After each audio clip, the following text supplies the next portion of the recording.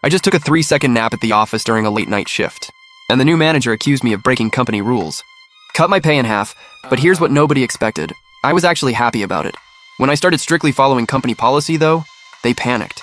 So I got to work that day. The manager slammed a pay cut document right in my face, spit flying everywhere.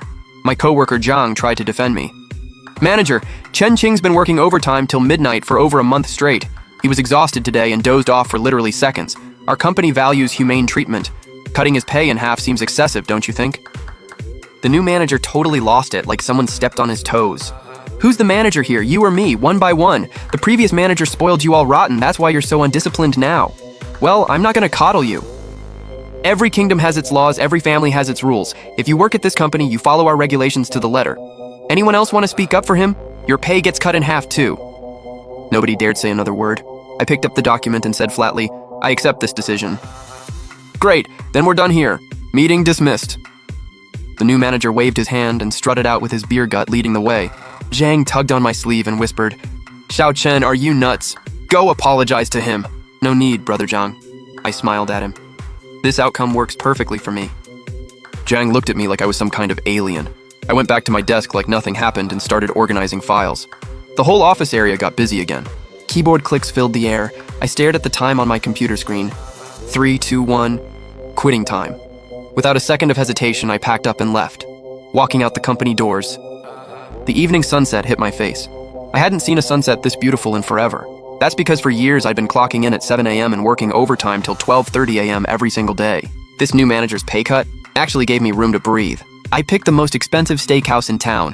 While I was enjoying my meal, ring, ring, ring. The death call ringtone went off. It was the manager. I didn't answer. Finished my meal, walked out of the restaurant, then picked up. The manager's voice was screaming, Chen Qing! Where the hell did you go? The project file's got major issues, you know that? Get back here right now. I calmly held the phone away from my ear.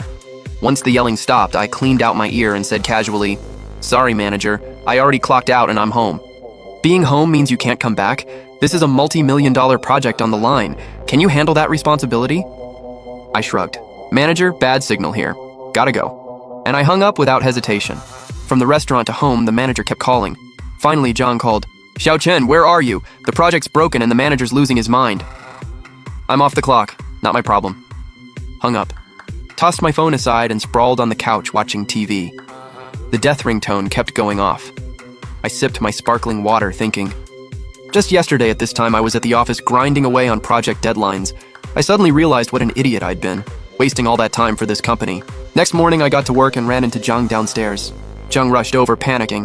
Xiao Chen, where were you yesterday? The project crashed. The manager couldn't find you and blew a gasket. Maybe you should apologize to him. You don't want to get on his bad side. I laughed. Brother Zhang, he already cut my pay in half. What do I have to lose? Zhang froze, speechless. I nodded at him and headed upstairs.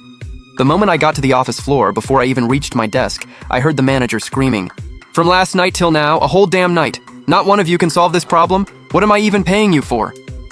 One brave coworker spoke up. Manager of the project maintenance and operations. That's usually Chen Qing's job. So if he's not here, nobody else can do it? Dead silence. Nobody dared respond. They were right, though. Normally, I didn't just do my assigned work. I also handled debugging and maintaining the running programs. But none of that was actually in my job description. You get paid for what you do. If it's not my job, I'm not taking it on. I walked to my desk like nothing was wrong. The silent office immediately focused all attention on me. The manager saw me and immediately pointed at my face, screaming, Chen Qing, where the hell were you yesterday? The project crashed, you know that? You're part of this company. You should succeed and fail with us. How could you abandon ship like that? That's disgraceful. Get over here right now and fix this. If you can solve it, I'll let yesterday slide. I'll reluctantly forgive you. Reluctantly forgive me? That's hilarious. I looked at the manager. Sorry, manager. Program maintenance and operations aren't in my job description. You said it yourself yesterday.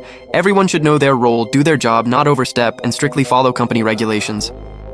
Plus, I just clocked out on time yesterday. There's no abandoning ship here. The manager's face turned green. He slammed the desk with a thunderous bang. Chen Qing, you got some nerve now, don't you? Everyone jumped.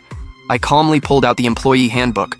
Manager, according to Article 46 of the Employee Handbook, it clearly states, all departments should have clear divisions of labor, complete assigned tasks on time, and employees cannot randomly interfere with others' work.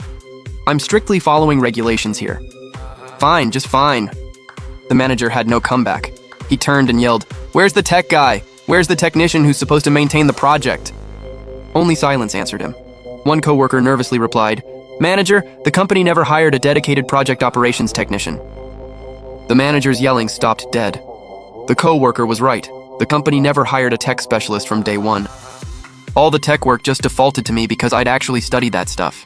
Fixing those little issues was no big deal for me, but now I've woken up. Why should I do work that's not mine?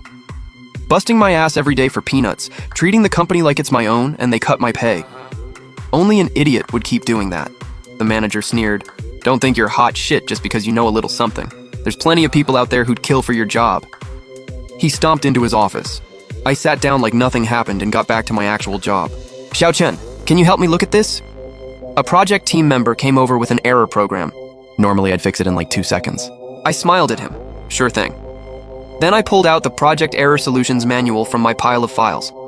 To his shock, I started flipping through from page 1, signaling him to wait. The coworker couldn't help himself. Xiao Chen, I remember you used to fix these instantly. Why? I patiently explained. Manager said everything has to be by the book now. No freelancing, no doing whatever. I got no choice. Gotta follow the manual, otherwise who knows, maybe I'll get another pay cut. The coworker's face looked complicated, but he didn't say anything. That afternoon, I finished my assigned work and was about to consolidate some files to speed up the project. After all, the team had worked so hard on this for so long. As project lead, that's what I should do. But just as I was about to optimize the project, wham! A document slammed onto my desk. Chen Qing, you're demoted! I looked up. The manager stood there. Next to him was someone who looked vaguely familiar, but I couldn't place. The manager looked smug. Told you, you don't want to do it, plenty of others will. He turned to introduce the guy to everyone. Everyone, this is Chen Rui, our new high-paid technician. Extremely capable, won multiple industry awards, a real rare talent. Starting today, he'll take over as acting project team leader and lead us all to a brighter future. As for certain people, the manager's tone shifted as his eyes landed on me with pure contempt and mockery. He scoffed. Don't think the company can't function without you. Don't get a big head. The company runs just fine without anyone. You want to leave? Door's wide open. We can easily find someone better to replace you. Everyone knew he was talking about me. Might as well have pointed at my face. People exchanged nervous glances as I stood up and resigned on the spot. Everyone gasped. Chen Qing, what did you say? Zhang grabbed my arm. Xiao Chen, don't be rash. Sit down. I stood firm. I can resign. I'll finish the handover and then I'm out. Everyone else, business as usual. The manager walked into his office without looking back. Once the manager left, Zhang crowded around me. Xiao Chen, why are you being so stupid? You poured your heart into this project for almost a year. It's about to be finished. If you leave now, all that effort goes to waste. It's fine. I don't care. Zhang looked like he wanted to say more, but ultimately stayed quiet. The new project leader, Chen Rui, fixed the project error within minutes. The manager was thrilled and immediately posted the source code in the group chat. While praising Chen Rui, he didn't forget to throw shade at me. Some people really think the company can't survive without them. Little do they know the company runs fine without anyone. We can always find better replacements. So hey, we're all just working for a paycheck here. Don't be so dramatic. Either do the job or get out. I opened the source code he posted in the group. While reviewing it, I noticed there was a problem with the file he referenced.